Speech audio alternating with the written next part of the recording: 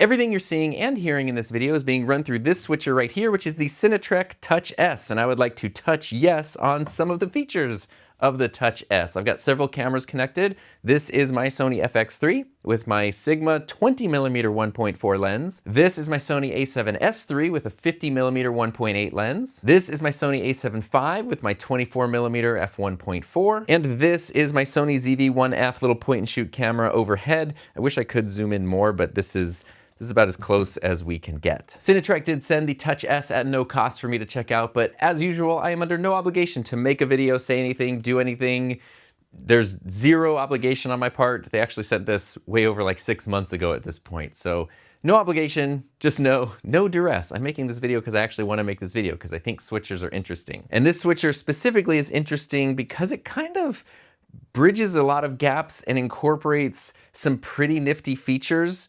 Obviously, the biggest one being this 10-inch touchscreen. And once you've used a switcher with a built-in screen like the Touch-S or something like the YOLOBOX Extreme, it is very hard to go back to other switchers that do not have built-in displays, because then you have to always connect an external display or always have a computer connected in order to get things working.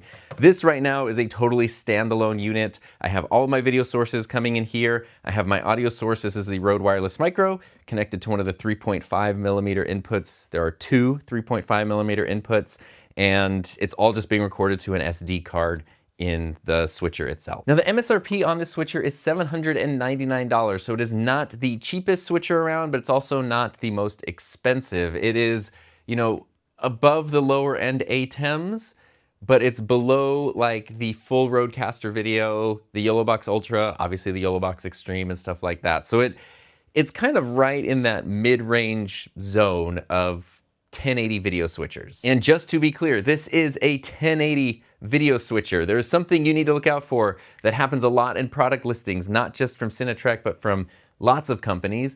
The cameras I mentioned, all my Sony cameras, they are 4K cameras. If I go overhead here, you can actually kind of see, maybe, I don't know if I can zoom in, it might be a little blurry, but actually these two are 4K, and then the overhead, and for whatever reason, the a7 V is a 1080 signal. So it's a mix of inputs, including some 4K, but the switcher's output, the recording, the way that you stream is all limited to 1080. And the reason I say you need to be careful of that is because a lot of switchers in their product listings will say 4K video switcher.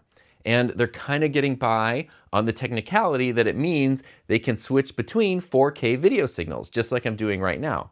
But I think for the average person like me and maybe you see 4K video switcher and you sort of think, well, this is a video switcher that's going to output in 4K. And that is absolutely not the case. This is capped at 1080-60 output. So anytime you're looking for a video switcher and you see that it says 4K switcher, be sure to go to the actual specs, look at the output resolutions, and see if it actually is 4K. I can just tell you right now it's not. There are basically two current switchers at the time of recording this that are 4K. One is the aforementioned YOLOBOX Extreme, and the other is the Pixelgate, which is a pretty nifty 4K video switcher that I plan to make a review on very soon.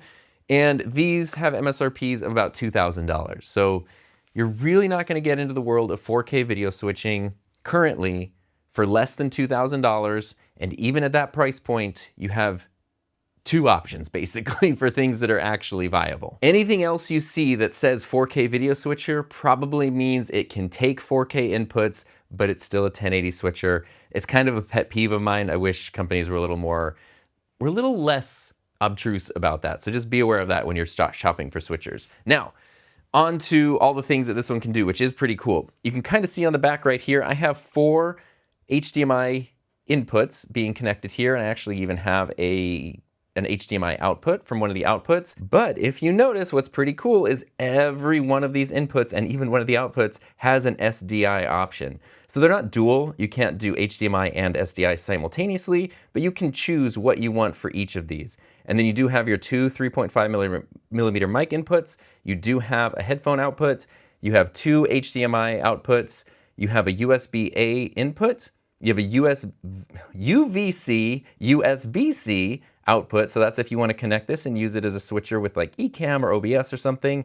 And of course you have an Ethernet port and the SD card slot, power, and then an actual power switch. I really like it when switchers have power switches because some, like the ATEM, they don't have power switches. If they're plugged in, they're turned on, and that's kind of it, and it's sort of sort of awkward. So I always appreciate it. Seems more common for switchers to have power switches these days, and this just has a nice one. And the overall build quality of the Touch-S is excellent. I think it's made out of metal. If it's not metal, it's extremely sturdy plastic.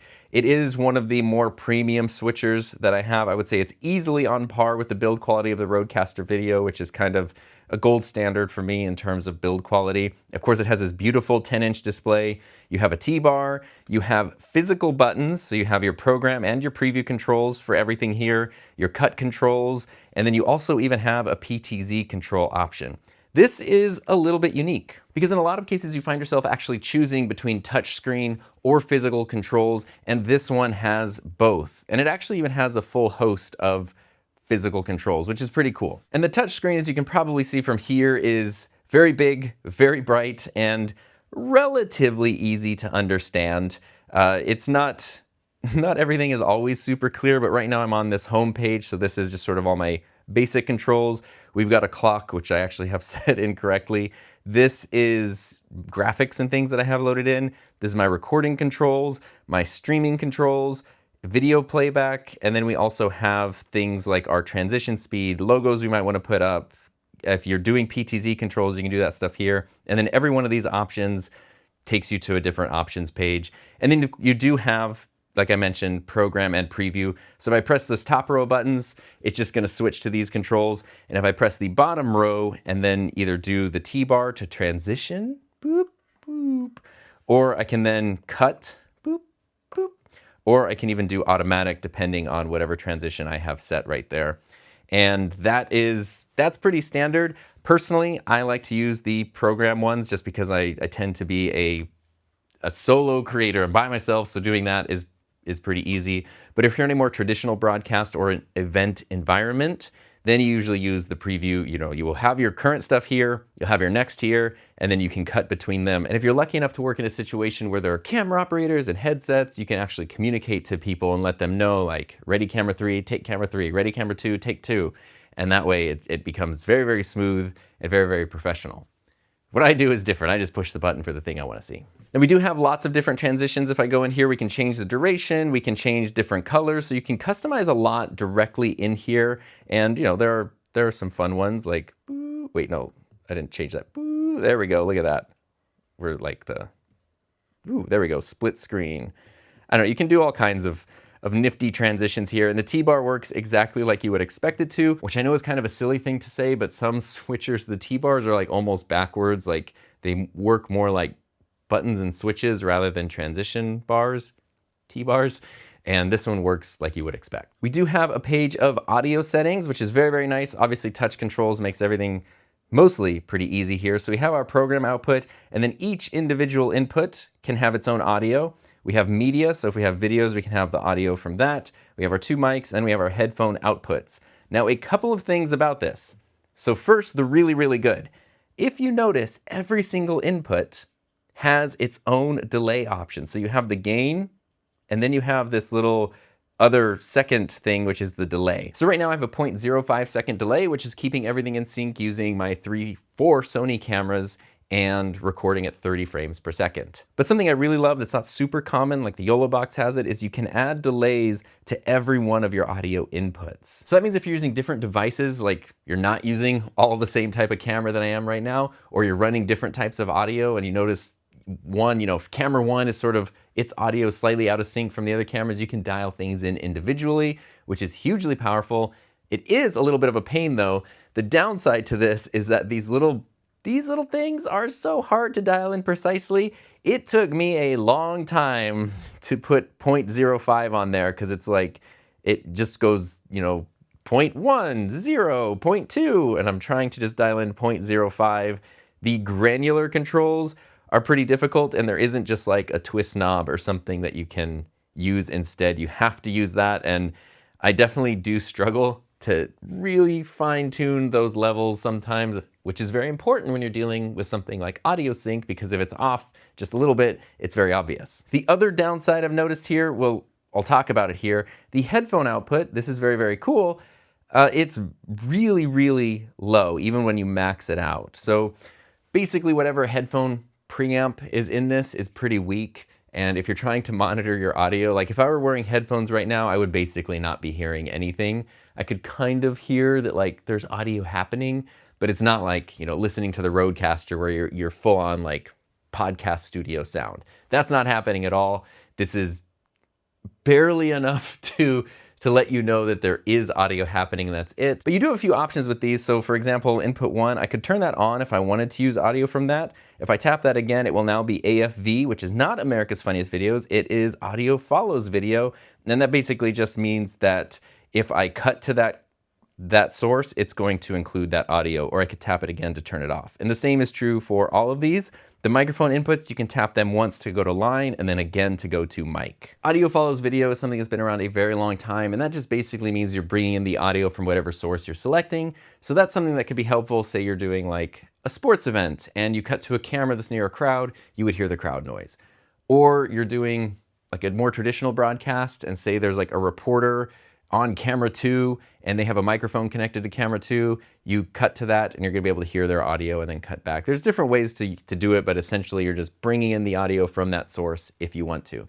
Right now I have my microphone input going in, and that is just going across all the sources. So no matter what I cut to, you still hear the same audio. In more modern switchers, you might also confuse audio follows video with video follows audio, which is actually a newer thing that's really at home in the world of podcasting, and that's essentially where an audio source will trigger a video source. So you match up, you know, this microphone with this camera. When that microphone has input, it will cut to that camera. And that's how you can set things up and then, you know, push an auto switching button and then do something like a podcast, a live stream, a broadcast, and have everything switch automatically. That is a newer feature in switchers. So like the Rodecaster Video has it, the YOLO Box has it, the OC Ghost Stream switchers have it, and that is something that audio follows video has been around for a really long time, but video follows audio just requires a little bit more processing power, kind of a little bit more smarts, and it was also something that really came to the forefront with more like the independent podcast workflow that developed. So not all switchers have it. This one currently does not have an auto switching feature. So when you hear audio follows video, just know that it is different than auto switching, which is often called video follows audio. Now going back over here, this third option lets you load in your media, so you can do images and logos. This is just all the default stuff. So that's why if you're wondering like why things are looking a little bit cyberpunk right now, it's just the default images that are in there, but you can load those. You can also load in some video clips if you want to play back video clips with audio. And then of course you also have logos as well. And then storage, there's a local, SD, or USB. Now, even though there is an option for internal local storage, I don't know how much is in there. There's obviously some amount because these graphics were loaded into it, but I can't find that amount anywhere. So I would be pretty careful with that and either use an SD or an attached USB or SSD in order to load stuff. And it can support external devices up to 1 terabyte. If you tap on the little clapper icon or play icon down here, this is where you can get some of your recording and streaming settings. So like right now, I just want it to record, but I could stream, I could act as a webcam, I could do NDI and all this kind of stuff. You can adjust your bitrate, so I max that out. My storage, I have it set to SD. You can format the card, 30 frames per second, and then the format you're recording can all be adjusted right here. There are keying options. So if I had a green screen, I could key myself out and put myself into this really cool cyberpunk background. But this is pretty decent keying controls, especially because you can also add a little bit of masking with width and height. So that's a little more control than just key on or off, which is what you often see in a lot of switchers. We do also have some picture-in-picture options, as you would expect. You can actually even add borders with your picture-in-picture. You can go down here and add in PTZ control. You have the little physical control here where you can do position, zoom, camera. And what's pretty cool about this, what's a little bit more unique than what you often see in switchers with PTZ control, is instead of just controlling one camera, this can actually control up to 4 PTZ cameras. And you're going to need to dial in some IP addresses. You're gonna have to go in and do a little bit of networking in order to get your PTZ camera to work. The HDMI icon lets you then choose how you want to handle your sources. And there are some unique things you want to do here that I definitely want to point out. First, layout and stream view, you can choose horizontal or vertical. So that means this is capable of vertical switching and streaming, and when you actually change the layout here, it can put the screen itself vertically, so you would reorient the switcher entirely, or you can keep this this way and then stream vertically. You have a lot of flexibility there. I think that's pretty cool. This is also where you choose between SDI and HDMI for your inputs. And then this right here, flip, is something I am gonna flip out about because I wish every switcher had this, and this does, and it's great, and it's so subtle you don't even notice it. This shot right here, it's quite subtle. I actually can't change it because I'm recording right now, but if you notice, input 3 says horizontal and vertical. So each input, you can choose if you want to leave it alone, you can flip it horizontally, you can flip it vertically, or you can do both. The camera that I'm using right now, mounted overhead, is the top of the camera is facing me. So if I cut to this shot, by default, it's actually flipped. And it looks weird. It like breaks the 180-degree rule. Here, I guess maybe in my editor I could flip it. So imagine you're looking at me and I'm talking about this, look at the switcher, and it looks like this. That would be very confusing. So let me unedit it. Boop. Now this is what it looks like after I have flipped it in the switcher here. And that makes it just look better and make a lot of sense. And that is something that so few switchers can do. They let you actually mess with the individual inputs. The only thing I wish this added was the ability to crop in a little bit and scale up. The YOLO box can do that. And I would like that because this is the maximum zoom that my overhead camera can do. And so if I could crop in a little bit more, it would be nice instead of me having to do that in editing. And then finally, your settings option obviously let you change your settings, your network stuff. This is also where you can set up NDI if you want to activate NDI, which I have not done yet on here. And it's also where you can calibrate the joystick. So if you notice your PTZ controls don't seem to be matching that much, you can use this to recalibrate this so that everything does match up. And one very cool thing about that flipping source option is it will save it when the switcher's powered off. Some switchers have that option, but every time you turn them back on, you have to redo it. This one, if I turn it off, if I unplug it, it just keeps it that way. So whatever kind of internal battery saves those settings, saves it, and that saves me a ton of time. There is a built-in fan in here, and you can feel the switcher heat up a little bit when it's been on for a long time, but it's never come close to overheating or anything like that, and that fan will prevent that from happening. And it is also, thankfully, a very quiet fan. So it's not something that's gonna pick up on your audio. Sometimes switchers like this, if you look at what they're intended to do, a lot of times these are intended to be like event and production switchers, which means the people controlling these are not the people on camera or on microphone. It might be, you know, in a control room somewhere, at the back of an event room somewhere where it's like, you can kind of have a little bit of noise and it's okay, but quiet equipment is always best in any kind of production environment. And if you are somebody who's gonna be using this while you, in this situation, like I'm on camera, I'm on microphone, and I'm controlling the switcher, it's nice to know that it's not going to be super loud and super distracting. Now looking at the form factor, because I really like this design, I really like the build quality, you might remember a while back, I did a video on this switcher, which is the Feelworld L4. And I wanted to bring that up because if you watch that video or you're familiar with this switcher, you'll notice that these look pretty similar in a lot of ways. They both have the T-bars.